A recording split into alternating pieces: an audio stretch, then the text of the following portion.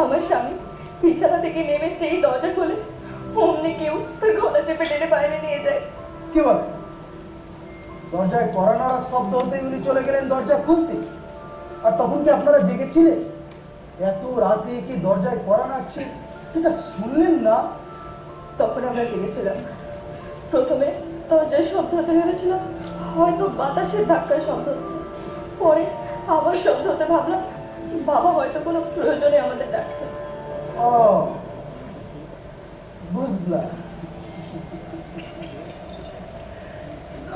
পোশাক দেখে তো মনে হচ্ছে কেস ভিন্ন। আসল ঘটনাটা কি বলেন তো মুরব্বী শুনি। আসল ঘটনাটা বৌমা যা বললো তাই। হাজির ওদের বিয়ে হয়েছে। তার মানে আসল ঘর থেকে অপহরণ? আর সেটা আগে বলবেন তো, এখন বিষয়টা ক্লিয়ার। এটা হৃদয় ভুক্ত ব্যাপার স্যাপার, অর্থাৎ লাভ কেস, এক ফুল দো মালি। ঠিক বুঝলাম না।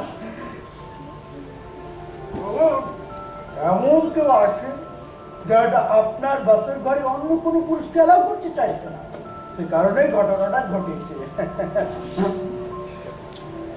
আচ্ছা এবার বলুন, আপনার পানি প্রার্থী এমন তারা আছে যাদেরকে আপনার সন্দেহ হয়?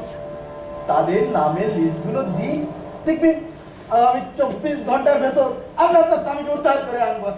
দেখুন অফিসার, আপনি যেমনটা ভাবছেন বিষয়টি সেরকম নয়। তাহলে বিষয়টি কেমন আপনি বলুন। আমরা জিডি করতে এসেছি, আপনি আমাদেরকে সহযোগিতা করবেন। আর ফল কিভাবে অনুসন্ধান করে আমার সন্তানকে খুঁজে বের করবেন সেটা সেটা আপনাদের ব্যাপার। আচ্ছা ঠিক আছে, দরখাস্ত দিন।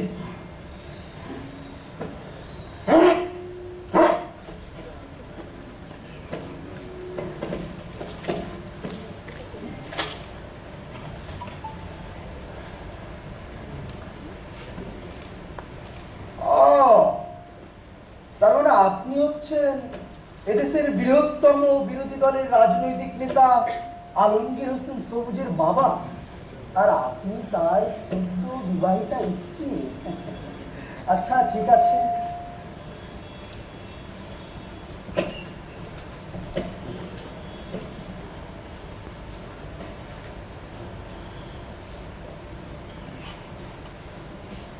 হ্যালো স্যার, আলমগীর হোসেন সবুজের বাবা এবং স্ত্রী এসেছে জিডি করতে। সবুজ মিসিং। জি sir, yes sir, okay sir. এই দেখুন, আপনাদের এই জিডি আমি থানায় এন্ট্রি করতে পারছি না। কেন? সে জবাব দিয়ে দেন তো স্যার বসে। নিরাপত্তার দায়িত্ব তো নাকি? আপনার কৈফিয়ত দেওয়ার জন্য আমি বাধ্য নই। আমরা কেবল একজনকে কৈফিয়ত দিই আর কাউকে না। এখন ফুটুন তো বাড়া কেচাল। রাতে সংসার আমার, দয়া করুন আমার স্বামীকে ফিরিয়ে দিন। হঠাৎ দরজায় কড়া নাড়ার শব্দ হয়। আমার স্বামী বিছানা থেকে নেমে যেই দরজা খোলে